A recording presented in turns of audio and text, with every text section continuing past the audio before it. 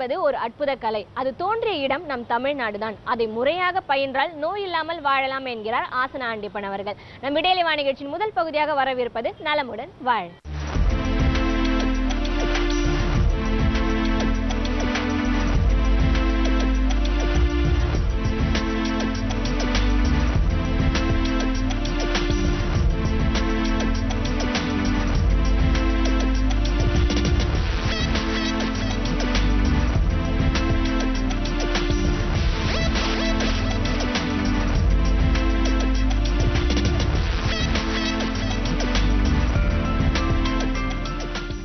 என் அருமை உலக தமிழ் மக்களே, தாய்மார்களே, பெரியோர்களே, சிறார்களே, என் அருமை சீடர்களே, யோக நண்பர்களே, யோக விரும்பிகளே, உங்கள் அனைவருக்கும் என் இனிய காலை வணக்கம்.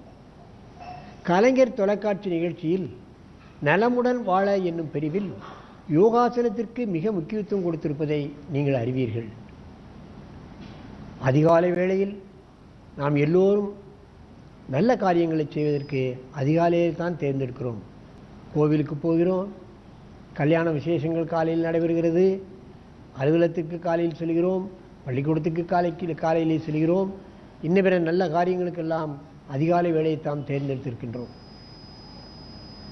அந்த நிலையில் இன்றைக்கு நமது அரங்கிற்கு மாணவன் வந்திருக்கின்றான்.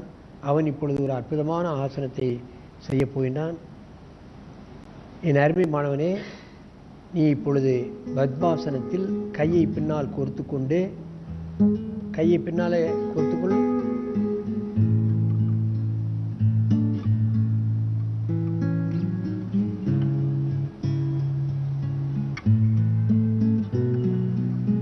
வஜ்ராசனத்தில் கை தூக்கிய நிலை. வஜ்ராசனம் செய்கின்றான், மகாமுத்ரா செய்கின்றான், கையை மேலே தூக்குகின்றான். 3 ஆசனங்கள் ஒரே ஆசனத்துக்குள் அடங்கி விடுகிறது. வஜ்ராசனம் என்றால் மனசு வைரம் போன்று மனோதிடம், மனோ வலிமையை ஏற்படுத்தக்கூடியது. அதிலே மகாமுத்ராவை செய்து கொண்டு கையை நன்றாக உயர்த்து தலைப்பக்கம் கொண்டு போ. ஒரு 20 எண்ணிக்கை மெதுவாக நிமிரு, நிமிர்ந்து உட்காரு.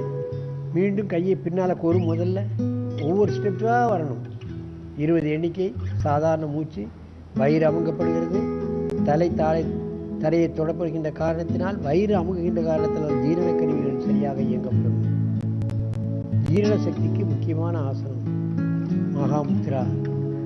பந்து கிண்ண முட்டு, கை முட்டுக்கள் விளைவு கொடுக்கின்றன. மற்ற விளையாட்டுகளில் கலந்து கொள்வதற்கு இந்த பயிற்சி மிகவும் உதவும். மெதுவாக எழுந்து நீண்ட மூச்சு வாங்கிக்கொள். இப்பொழுது அப்படியே இடது பக்கமாக திரும்ப. நல்லாக மூச்சு விடு. தூக்கில் கை வச்சு மூச்சு விடு. இப்போ கையை பின்னால் கெட்டு குனியக்கூடாது, நேர நிமிரு. இப்போ மெதுவாக கையையும் தூக்கணும், தலை தொடணும். அப்படி வரணும். ஒரு 20 எண்ணிக்கை பாருங்க. இத்தனை உடல் 3ஆக வளைக்கப்படுகிறது. 1 2 3. அப்படியே இந்த 72,000 நாடி நரம்புகளும் வளைவு கிடைச்சிடும். ஃப்ளெக்சிபிலிட்டி ஆகிடும். காலையில் பண்ணிட்டாங்கன்னா அன்று முழுவதும் சுறுசுறுப்பாக இருக்கும். ஒரு 5-6 தடவை முன்னும் மாணவர்கள் இந்த ஒரே ஆசனத்தை செய்துவிட்டு கிளம்பி விடலாம். மெதுவாக எழுந்து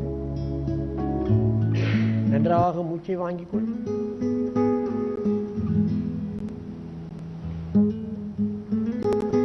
மீண்டும் ஒரு முறை குனி. தூக்கு கையை உயரமா நல்ல தூக்கணும். இதை கையை மேலே தூக்கும்போது தான் என்னென்ன நரம்புகளாம் இழுக்கப்படுகிறது என்பதை செய்பவர்கள் உணரலாம். கையை தூக்கும்போது பார்த்தோம்னா முதுகு நரம்பெல்லாம் இழுக்கும், தலைக்கு போகிற நரம்பெல்லாம் இழுக்கும். பாடி 3ஆக வளைக்கப்படுகின்ற காரணத்தினால் அந்த 72,000 நாடி நரம்புகளும் ஃப்ளெக்சிபிள் ஆகிடும். வயிறு அமுங்கப்படுகிறது. ஜீரண கருவிகள் சரியாக இயங்கும்.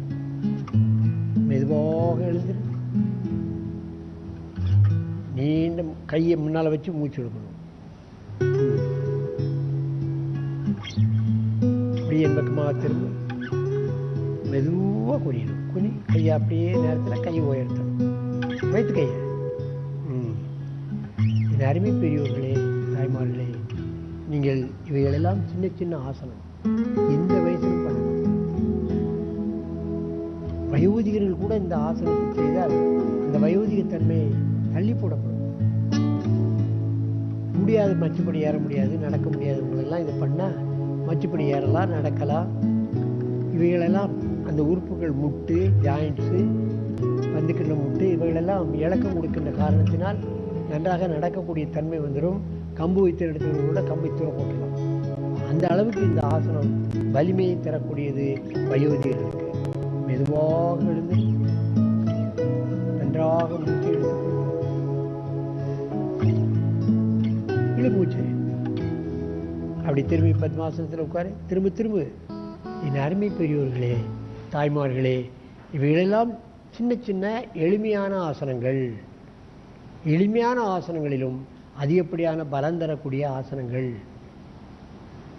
ஒன்றும் முடியாதவர்கள், இயலாதவர்கள், படுக்கையில் இருப்பவர்கள் கூட இது போன்ற ஆசனங்களை பழகுவார்களானால் அவர்களுக்கு ஒரு புத்துணர்ச்சி ஏற்பட்டுவிடும். மருந்து மாத்திரையிலிருந்து விடுபடலாம், டாக்டரிடம் செல்வதிலிருந்து விடுபடலாம் என்பதை நீங்கள் தெரிந்து கொள்ள வேண்டும். ஆசனம் என்பது ஏதோ ஒரு பயிற்சி என்று நீங்கள் கருதக்கூடாது. ஆசனம் என்பது ஆரோக்கிய மார்க்கத்திற்கான ஒரு வழிமுறை, நோய் நொடியின்றி வாழக்கூடிய தன்மை.